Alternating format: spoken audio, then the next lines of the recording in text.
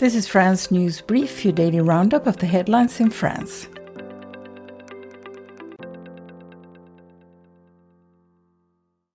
This is the news for Thursday, September 25th.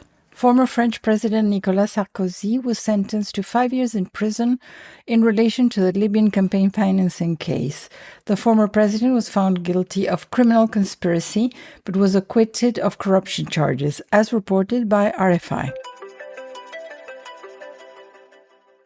French debt hit a record 3.4 trillion euros, approximately $4 trillion, piling pressure on the new prime minister.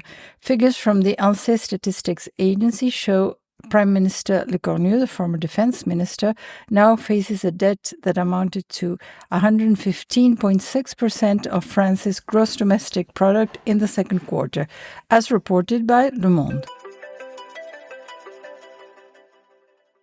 Champagne Franken-Pommery entered exclusive negotiations to sell Heidsieck & Company Monopole, one of the best-selling brands of champagne, to Lanson BCC.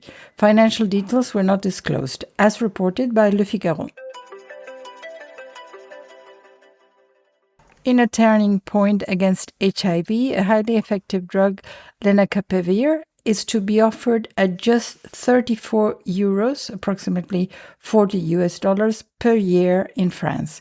This antiretroviral has shown unprecedented results in HIV prevention, requiring only 2 injections per year.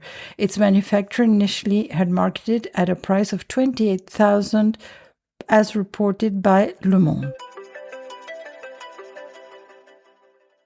France is accused of restricting protests and eroding democracy. A report from the Observatory for the Protection of Human Rights Defenders said state authorities are increasingly stigmatizing civil society organizations and that freedoms once taken for granted are being steadily chipped away, as reported by RFI. Home fragrances, including incense and sprays, can be harmful to health. Consumer advocates, 60 million consumers, warned that regular and prolonged use of home fragrances should be avoided, especially for children, pregnant women, and asthmatics, as reported by Le Figaro. France has dropped its case before the International Court of Justice against Iran for violating the right to consular protection of 2 French citizens who have been held in detention for over 3 years, as reported by Reuters. The Eurotunnel and Eurostar are ready to launch the new biometric checks at EU borders.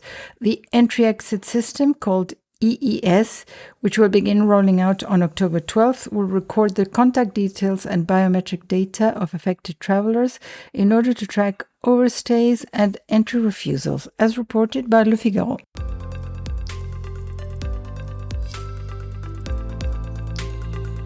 Thank you for listening to France News Brief.